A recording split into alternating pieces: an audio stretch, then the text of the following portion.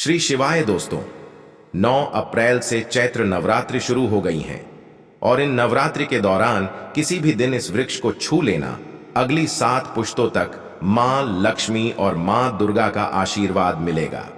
दोस्तों, हमारे हिंदू धर्म में देवी के अनेक स्वरूप कहे गए हैं, जिसमें वृक्षों को भी मां देवी के स्वरूप कहा जाता है। तो आज मैं आप लोगों को पावनी वृक्ष के बारे में बताऊंगा। नवरात्रि के पावन पर्व चल रहे हैं। नवरात्रि के पावन पर्व में कुछ ऐसे वृक्ष हैं जो कि देव वृक्ष कहे गए हैं। देवी वृक्ष हैं, ये देवी के स्वरूप होते हैं, माता काली के स्वरूप होते हैं और हमारे धर्म में पेड़ पौधे को देवी देवता मान करके हम इनकी पूजा करते हैं और हमें पूजा भी जरूर करनी चाहिए। साइंस भी कहता है पेड़ पौधे मनुष्य को फ्री में प्राण वायु प्रदान करते हैं और पेड़ पौधे हमें ऑक्सीजन देते हैं और हमारे जो कार्बन डाइऑक्साइड होता है उसे ग्रहण करके सभी राज्य के जितने भी नकारात्मक चीज होते हैं उसे अपने अंदर में स्वयं सोख लेता है और हमें ताजगी प्रदान करते हैं। तो पेड़ स्वयं तेज धूप में तपता है परंतु मनुष्य को शीतल छाया प्रदान करता है। तो नवरात्रि के समय में कुछ ऐसे पेड़ पौधे हमारे धर्मशास्त्र में कहे गए हैं को छूने मात्र से व्यक्ति के बंद किस्मत के ताले खुल जाते हैं, व्यक्ति का सौभाग्य चमक जाता है। हमारे शास्त्रों में पेड़ पौधों को बहुत ही गुणकारी कहा जाता है। अनेक बीमारी का उपचार पेड़ पौधों में ही छुपा है, जड़ी बूटी में ही छुपा है। और भगवान श्री कृष्णा ने गीता में स्वयं कहा है कि वृक्षों में पीपल का वृक्ष हूं। पीपल के वृक्ष को वृक्षों का राजा कहा जाता है क्योंकि पीपल वृक्ष की जो आयु होती है सबसे ज्यादा होती है, सबसे अत्यधिक होती है। पीपल वृक्ष सर्वशक्तिमान पूजा पाठ में अत्यधिक इसका महत्व होता है दोस्तों। इसीलिए कृष्णा ने गीता में स्वयं कहा है कि मैं वृक्षों में पीपल का वृक्ष हूं। तो चलिए आज मैं आप लोगों को नवरात्रि के समय में छुए जाने वाले वृक्ष के बारे में बताऊंगा। दोस्तों, हमारे धर्मशास्त्र में अनेक ऐसे वृक्ष हैं जो कल्याणकारी होते हैं, मंगलकारी होते। अगर इस वृक्ष को छू लेते हैं तो आपकी सभी तरह की परेशानी है, सभी ताराज के कष्ट है, ये सब समाप्त हो जाते हैं। खास करके नवरात्रि के समय में इसका असर कई लाख गुना होता है। नवरात्रि के समय को शक्ति का पर्व कहा जाता है। शक्ति पर्व क्यों कहा जाता है? क्योंकि इस समय अचेत जो वस्तु होती है वह भी चेतना युक्त हो जाती है। अर्थात इस समय जो शक्ति हमारे धरती लोक में आ जाती है, कर हमारा सपोर्ट जरूर करें। दोस्तों, मेरे जो उपाय होते हैं आप लोगों को मैं सरल से सरल आसान उपाय बताता हूं, जो उपाय बहुत ही सरल होते हैं, बहुत ही आसान होते हैं और यह रामबाण काम करते हैं। जिस तरह आज प्रभु राम के जो बाण होते हैं अचूक होते हैं, उसी तरह आज मेरे वीडियो में बताए गए जो उपाय होते हैं अचूक होते हैं, कभी भी असर नहीं होते हैं। तो वीडियो को ध्यान से देखना। कौन से ऐसे 3 वृक्ष हैं जिसे हमें छू करके नवरात्रि के समय में जरूर आना चाहिए। एक खास बात सभी दर्शकों को बताना चाहूंगा, नवरात्रि के समय में जितना ज्यादा हो सके देव वृक्ष की पूजा जरूर करना। दोस्तों, देव वृक्ष में कई तारा आज के व्र होते हैं। चलिए मैं आप लोगों को बताना चाहूंगा कौन से को छूने से हमारी गरीबी मिटती है। पहला जो वृक्ष है बेल का वृक्ष। जो बेल का वृक्ष है यह वृक्ष माता परवा के पसीने से उत्पन्न हुआ है। इसका पुराना के जो माता परवा है यह देवी स्वरूप कही ग है, अर्थात यह न दुर्गा के स्वरूप कही गई है। तो स्कंदा पुराणा की कथा में कहा गया है जो बेल का वृक्ष है माता परवा के पसीने से उत्पन्न हुआ है। इसकी डाली में परवा, जड़ में ब्रह्म, तने में विष्णु एवं समस्त जो हिस्से हैं उसमें भगवान शंकर जी बसते हैं। संध्या काल में शिव मंदिर के समीप या 9 दुर्गा मंदिर के समीप जो बेल के वृक्ष है, इसके नीचे में घी का दीपक जलाने से व्यक्ति गुणवान एवं पराक्रमी बनता है। व्यक्ति के सभी के मनोरथ की पूर्ति होती है।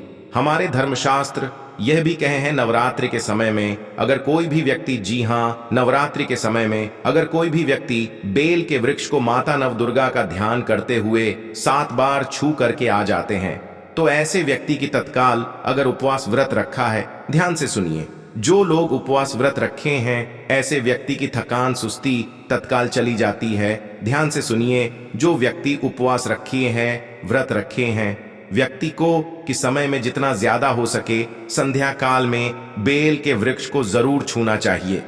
केवल आप ज्यादा नहीं छू सकते तो 7 बार छू करके जरूर आ जाना और बेल वृक्ष के नीचे में घी का दीपक जरूर जला देना दोस्तों। घी का दीपक जलाते हैं तो इसके क्या फायदे मिलते हैं, यह भी इस वीडियो में बताऊंगा। मैं सारी जानकारी इस वीडियो में विस्तार से बता रहा हूं, इसलिए आज की वीडियो थोड़ी बड़ी बन सकती है। हो सकता है 15 मिनट की वीडियो बन जाए, परंतु अपना पूरा समय ना देना, क्योंकि जब हम उपवास व्रत रखते हैं तो हमारे शरीर में काफी थकान आ जाती है, हमारे शरीर में की कमी होने लगती है। हालांकि हमें अध्यात्म ऊर्जा हासिल होती है, परंतु हमारे शरीर में ऊर्जा की कमी होने लगती है। भोजन न करने के कारण हमारे शरीर में ऊर्जा की कमी होती है, और इस ऊर्जा को बरकरार रखने के लिए, इस ऊर्जा को हासिल करने के लिए हमें बेल वृक्ष को छूना चाहिए दोस्तों। अनेक संत महात्माओं ने बेल वृक्ष के पत्ते को खा करके तपस्या की है एवं कई तारा सिद्धियां हासिल की हैं। धर्मशास्त्र कहते हैं, अगर नवरात्रि के समय में बेल के पत्ते खाए जाएं, तो जो व्यक्ति लंबे समय से जो मंत्र के जाप कर रहे हैं, सिद्धि हासिल नहीं हो पा रही है, फिर कुछ आप सिद्धि को हासिल कर रहे हैं, जो सिद्धि आपको काफी लंबे समय से हासिल, बेल के पत्ते खाने से वो सिद्धि जल्दी हासिल होती है। इसके नी घी का दीपक जलाने से हमें सिद्धि की हासिल होती है। सिद्धि का मतलब होता है कार्य में सफलता। तो जो लंबे समय से आपके कार्य नहीं हो पा रहे हैं, उस कार्य में नवरात्रि के समय में जितने भी दिन हो सके, आप जब भी आपको समय मिले तो शाम के समय में घी का दीपक जरूर जला देना। और अगर कोई भी व्यक्ति नवरात्रि के समय में, सुनिए, अगर कोई भी व्यक्ति नवरात्रि के अगर बेल वृक्ष की जड़ में दूध चढ़ाते हैं तो सभी ताराज के व्याध दूर होती है। अगर सिंदूर युक्त गंगा जल चढ़ाते हैं तो व्यक्ति की गरीबी मिटती है। अगर तिल चढ़ाते हैं बेल वृक्ष के जड़ में तो सौभाग्य की हासिल होती है।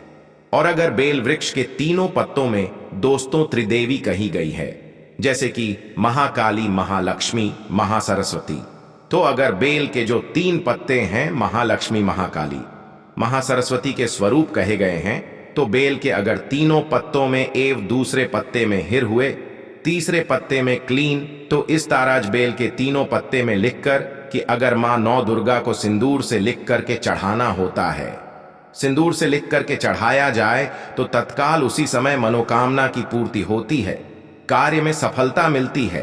कोई लंबे समय से आपकी मनोकामना हो, आप चाहते हैं वह मनोकामना पूर्ण हो जाए, तो यह उपाय जरूर करिएगा दोस्तों। इसकी जड़ में ध्यान से सुनिए, नवरात्रि के समय में इसकी जड़ में अगर तांबे की कोई भी रिंग होती है, जिसे हम एक तराज के तांबे की जो धातु है यह मंगल से जुड़ी हुई है, तो अगर नवरात्रि के समय में इसकी जड़ में तांबे की जो रिंग होती है, अंगूठी होती है, अगर आप 4 अंगुल खन करके दबा करके आ जाते हैं, नवरात्रि भर इसे दबे रहने देना है।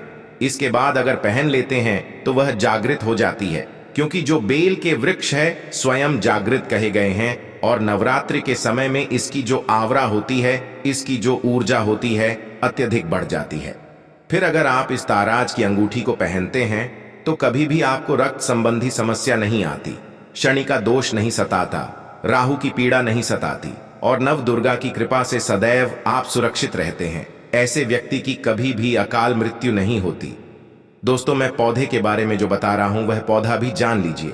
मैं जो दूसरे पौधे के बारे में बता रहा हूं यह शमी का वृक्ष है। शमी के वृक्ष को जगदम्बा के स्वरूप कहा गया है। जो शमी के वृक्ष हैं यह स्वयं जगदम्बा के स्वरूप हैं। इस पर स्वयं मां जगदम्बा स्वयं साक्षात विराजमान रहती हैं। और कोई भी व्यक्ति अगर संध्या काल में नवरात्रि के समय में इसके नीचे में धूप दीप जलाता है, धुआं दिखता, तो उनकी सभी तरह की परेशानी दूर होती है। धर्मशास्त्र कहते हैं, अगर कोई भी नवरात्रि के पूरे समय में हो सके, अगर आप एक दिन भी करना चाहते हैं तो आप यह उपाय एक दिन भी कर सकते हैं, पंचमी या सप्तमी के दिन कर सकते हैं। तो हमारे धर्मशास्त्र में कहा गया है, अगर नवरात्रि के समय में लाल चूड़ी अगर कोई भी व्यक्ति मनोकामना बोलते हुए शनि के वृक्ष में बंधे तो वह मनोकामना की पूर्ति होती है। लाल चूड़ी अगर कोई भी महिला जाकर के बांधती है तो उन्हें सौभाग्य की हासिल होती है, उनके पति की भी अकाल मृत्यु नहीं होती। इसकी जड़ में सिंदूर डालने से व्यक्ति को आरोग्य की हासिल होती है। जो लोग लंबे समय से बीमार पड़े हैं, ऐसे व्यक्ति के जो घर में रहने वाले सदस्य हैं, वह लोग जो बीमार पड़े हैं, उनके शरीर से 7 बार सिंदूर को उतारा करके शमी की जड़ में डाल सकते हैं। तो उनके रोग जल्दी ठीक हो जाएंगे। जो लोग लंबे समय से बीमार पड़े हैं या फिर आप बीमारी से बचना चाहते हैं, निरोग रहना चाहते, तो इसकी जड़ में सिंदूर जरूर डालें। मनोकामना पूर्ति करने के लिए मैं एक मंत्र बता रहा हूं। इस मंत्र को हुए के वृक्ष को छूना है। इस मंत्र को बोलते हुए शनि के वृक्ष को छूना है। आप तत्काल नवरात्रि के समय में इसका रिजल्ट देखना। जैसे ही नवरात्रि समाप्त होगा, आपकी जो मनोकामना है उसकी पूर्ति हो जाएगी। आपकी जो दरिद्रता है वो दरिद्रता समाप्त हो जाएगी। तो मंत्र कौन सा है? तो आपको बोलना है मम मनोरथ पूरे मम दरिद्र नाश से। यह मंत्र आपको बोलना है। यह मंत्र बोलते हुए न के वृक्ष को छूना है। सभी तरह के आपके मनोरथ की पूर्ति होगी। जो दरिद्रता है, दरिद्रता समाप्त हो जाएगी। छू मंत्र हो, यह आपको छूते हुए बोलना है। आप चाहते हो तो नवरात्रि के समय में मौली धागे भी शमी के वृक्ष पर बांध सकते हो। अधिकतर लोग मौली धागे बांधते हैं। मौली धागे बांधने से माता रानी आपसे बंध जाती है। दोस्तों, कहने का मतलब है कि माता रानी आजीवन आपका साथ देती है, आपके हर कदम में मार्गदर्शन करती है। इसकी जड़ की मिट्टी ला करके ध्यान से सुनिए। नवरात्रि के समय में अगर आप जो है 9 दुर्गा की कर पा रहे हैं, व्रत नहीं कर पा रहे हैं किसी कारणवश, तो इसकी जड़ की मिट्टी ला करके नवरात्रि के समय में स्नान करने से व्यक्ति का भाग्य उदय हो जाता है, व्यक्ति का भाग्य चमक जाता है, व्यक्ति की जो फूटी किस्मत होती है वो भी चमक जाती है। आप में से अधिकतर लोग बोलते हैं ना कि गुरुजी हमसे लक्ष्मी नाराज हो चुकी है, लक्ष्मी हमारे घर में आना ही बंद कर चुकी है। तो आप चाहते हैं कि लक्ष्मी की कृपा हासिल हो जाए, तो नित्य नवरात्रि के समय में इसकी मिट्टी को ला करके नवरात्रि के समय में स्नान करना शुरू कर दीजिए। नहाने वाले पानी करके स्नान करना शुरू कर दीजिए। आप दोष दूर हो जाएंगे। आपके शरीर से किसी भी तारा आज की पीड़ा है, नकारात्मक शक्ति आपके शरीर में प्रवेश कर गई है, वह भी समाप्त हो जाएगी। दोस्तों, तीसरे क्रम में मैं जिस वृक्ष के बारे में बता रहा हूं मित्रों, इस वृक्ष को देव वृक्ष भी कहा जाता है। जो तीसरा वृक्ष है वह है पारिजात का वृक्ष। पारिजात का वृक्ष समुद्र मंथन से उत्पन्न हुआ था और यह देवराज इंद्रा के नंदन वन में स्थापित किया गया था। पारिजात वृक्ष भगवान कृष्णा ने मानव जन कल्याण के लिए धरती लाए थे। जो पारिजात का वृक्ष है, इसे भी लक्ष्मी का स्वरूप कहा गया है, क्योंकि माता लक्ष्मी भी समुद्र से उत्पन्न हुई है और पारिजात के वृक्ष भी समुद्र से उत्पन्न हुआ। इस नाते ये माता लक्ष्मी की बहन कही जाती है। तो ऐसा समझा जाता है कि कोई भी मनुष्य उनके शरीर में कितनी भी ज्यादा थकान हो, कितनी भी पीड़ा हो, जैसे कि नवरात्रि के अगर आप व्रत रख रहे हैं, व्रत के दौरान अगर आप शरीर में थकान है, पीड़ा है, तो पारिजात के वृक्ष को शाम के समय में छू करके जरूर आ जाना। आप चाहते हो तो नवरात्रि के किसी में आपको टाइम मिले उस समय में इसके वृक्ष को छू सकते हैं। इसके वृक्ष को छूते ही तत्काल शरीर से पीड़ा है, जो थकान है, सुस्ती है, कमजोरी है, वह समाप्त हो जाती है। इस वृक्ष के नीचे में अगर नवरात्रि के समय में घी का दीपक जलाया जाए, चुटकी भर सिंदूर अगर इसकी जड़ में डाला जाए, तो सभी तरह की मनोकामना की पूर्ति होती है। परंतु आपको जरूर करनी है कि हे पारिजात वृक्ष, आप देवी स्वरूप कहीं जाती हैं, आप हमारी सभी तरह की पीड़ा को दूर करें। गृह दोष है लक्ष्मी दोष है, इसे आप समाप्त करें। लक्ष्मी स्वयं आपकी बहन है। माता लक्ष्मी का हमारे जीवन में प्रवेश कर जाए, इस तरह का आप हमें आशीर्वाद प्रदान करें। इस तरह से आप इनसे जो है मनोकामना बोल सकते हैं, मनोरथ बोल सकते हैं। यह लक्ष्मी की बहन कही गई है क्योंकि समुद्र मंथन से यह उत्पन्न हुआ है। तो अगर आप भी जल्द धनवान बनना चाहते हैं, आपके जीवन में कोई कामना अधूरी रह गई है, तो हमने 3 वृक्ष के बारे में बताया है। इन 3 वृक्ष को नवरात्रि के समय में छूना शुरू कर सकते हैं। और अगर कोई व्यक्ति यह तीनों वृक्ष को छू लेते हैं, ध्यान से सुनिए, अगर तीनों वृक्ष को छू लेते हैं तो ऐसे व्यक्ति के कार्य सफल होने से, ऐसे व्यक्ति की मनोकामना पूर्ण हो से दुनिया की कोई भी शक्ति नहीं रोक पाएगी।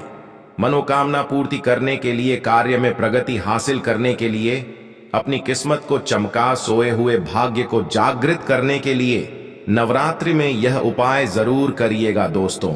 यह उपाय सोने पर सुहागा होगा। यह आपकी जिंदगी को संवार देंगे, आपकी जिंदगी में चल रही परेशानी को दूर कर देंगे। तो यह जानकारी कैसी लगी हमें कमेंट सेक्शन में जरूर बताना, और इस जानकारी को सीमित मत रखना, इस जानकारी को आगे जरूर शेयर करना, क्योंकि ज्ञान बढ़ाने से ज्ञान बढ़ता है। हो सकता है आप इस वीडियो को शेयर आगे करेंगे तो कोई व्यक्ति नवरात्रि के समय में थकान महसूस करते हैं, पीड़ा महसूस करते हैं, नवरात्रि के समय होती है किसी भी तरह आज के कष्ट होते हैं, तो इन वृक्षों को छू करके सारे कष्टों से छुटकारा पा सकते हैं। तो समाज कल्याण हेतु इस वीडियो को आगे जरूर शेयर करना।